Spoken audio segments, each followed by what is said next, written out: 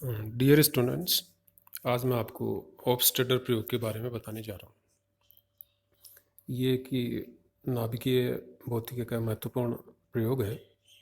इस प्रयोग के द्वारा नाभिक के अंदर जो प्रोटॉन होते हैं, आवेशित कण, उनके घनत्व के वितरण के बारे में पता चलता है।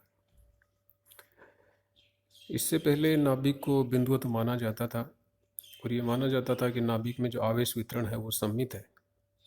लेकिन इस प्रयोग के द्वारा ये पता हुआ कि नाभिक में जो आवेश वितरण है वो सममित नहीं है। इस प्रयोग में सर्वप्रथम नाभिक पर उच्च ऊर्जा के इलेक्ट्रॉन्स डाले जाते हैं। तो ये एक इलेक्ट्रॉन गन है। इस इलेक्ट्रॉन गन से उच्च ऊर्जा के इलेक्ट्रॉन्स इसमें आपतित करवाए जाते हैं। नाभिक के रूप में या टारगेट के रूप में हम AU गोल्ड की पतली पन्नी लेते हैं, उसको एक प्रिज्म टेबल पर रखते हैं जिसको रोटेट किया जा सकता है। ये जो उच्च ऊर्जा के इलेक्ट्रॉन्स हैं, इनकी इतनी ऊर्जा रखी जाती है कि इनकी तरंग दैर्घ्य नाभिक के अंदर जो कण हैं उनके मध्य दूरी की कोटि का होता है, जिससे हमको जो प्रकीर्णन होगा वो ऑप्टिमम या इष्टतम प्राप्त होगा। या दूसरे शब्दों में हम ये कहें कि जब इलेक्ट्रॉन नाभिक से प्रकीर्णित होंगे तो नाभिक से अधिकतम सूचनाएं लेकर के बाहर आएंगे। तो उच्च ऊर्जा के इलेक्ट्रॉन इस टारगेट पर आपतित करवाए जाते हैं। विशेष दिशा में ले जाने के लिए यहाँ पर एक चुंबकीय विक्षेपक लगाया गया है और उसके साथ स्लिट्स लगाई गई हैं। इन स्लिट और विक्षेपक की सहायता से हम आपतित पुंज को इस टारगेट पर आपतित करवाते हैं और इस टारगेट से जो इलेक्ट्रॉन प्रकीर्णित होंगे उनको नापने के लिए या उनको संसूचित करने के लिए ये स्पेक्ट्रोमीटर लगाया गया है। इस स्पेक्ट्रोमीटर में जब इलेक्ट्रॉन प्रवेश करेंगे तो उसके साथ धारा बहेगी और उस धारा को नोट कर लिया जाएगा। इस प्रवाहित धारा का जो मान है वो आपतित इलेक्ट्रॉन की संख्या के समानुपाती होगा, अर्थात जितने ज़्यादा इलेक्ट्रॉन आएंगे उतनी अधिक धारा इसमें प्रवाहित होगी। तो उच्च ऊर्जा के इलेक्ट्रॉन्स इसमें आपतित करवाए जाते हैं।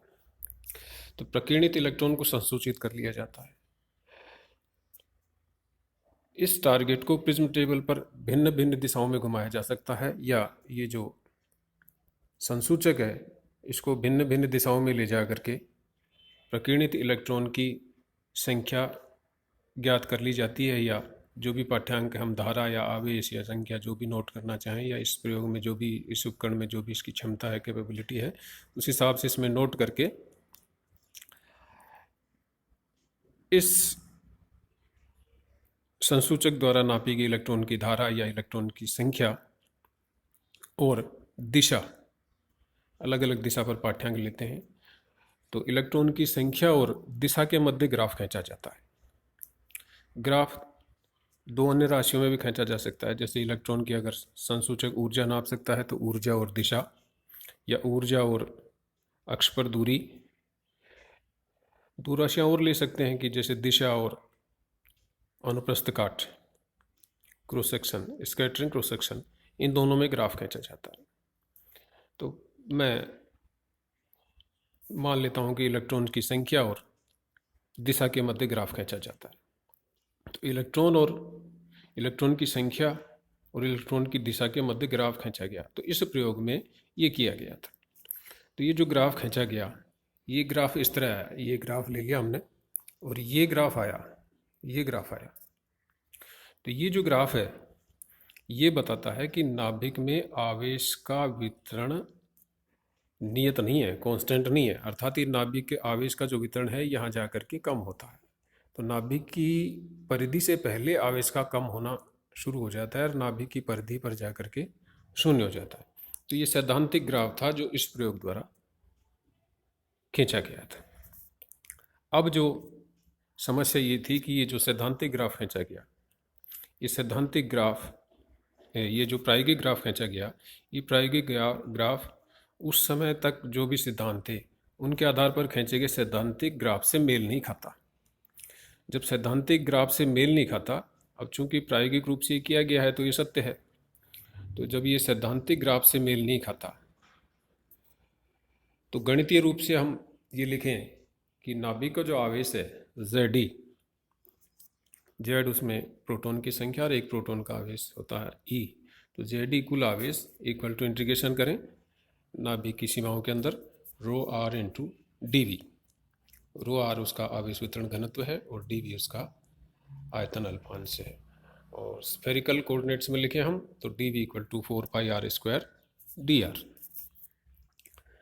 तो जे डी का मान हो गया integration rho R 4 pi R square D R. अब चूंकि ये प्रायोगिक ग्राफ है, सत्य ग्राफ है, सही ग्राफ है, तो ये सैद्धांतिक वक्रों से मेल खाना चाहिए। तो उस समय तक जो सैद्धांतिक वक्र थे उनसे ये मेल नहीं खाता है। तो फिर इस फॉर्मूले को आधार बना करके इस रो आर के विभिन्न विभिन्न मान लेकर के भिन्न भिन्न मान लेकर के भिन्न भिन्न फलन लेकर के ग्राफ खींचे गए। तो बहुत सारे अनंत फलन हो सकते हैं रो आर के। तो वो बहुत सारे फलन खींचे गए और ये कोशिश की गई प्राप्त करने की कि वो जो ग्राफ है रो आर के उस फलन के संगत उस सैद्धांतिक वक्र से मेल खाए। तो इन अनंत मानों में से अनंत फलनों में से एक फलन rho r equal to rho zero upon 1 plus exponential small r minus capital R upon a, ये जो फलन है इस फलन के द्वारा जो ग्राफ खींचा गया वो ग्राफ लगभग प्रायोगिक वक्र से मेल खाता है। तो इस प्रकार ये जो फलन था इस फलन द्वारा खींचे गए ग्राफ प्रायोगिक वक्र से मेल खाया है।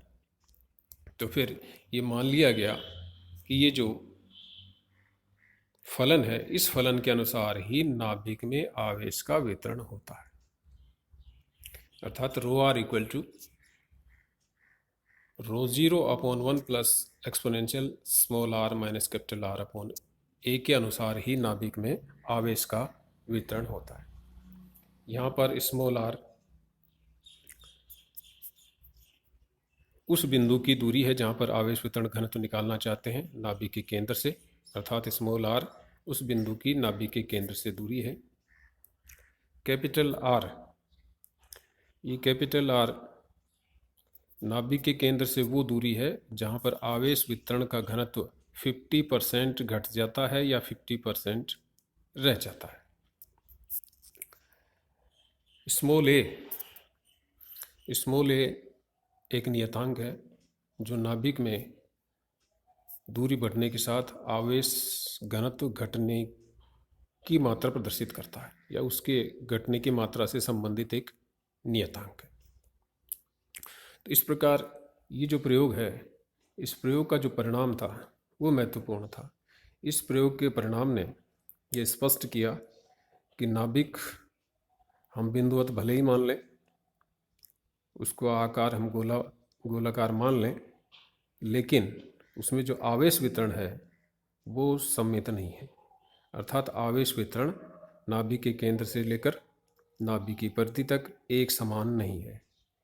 यह नाभिक के केंद्र से कुछ दूरी तक तो नियत रहता है लेकिन उसके बाद तेज़ी से घटता है और नाभिक की परिधि पर जाकर के ये आवेश वितरण का घनत्व शून्य हो जाता है।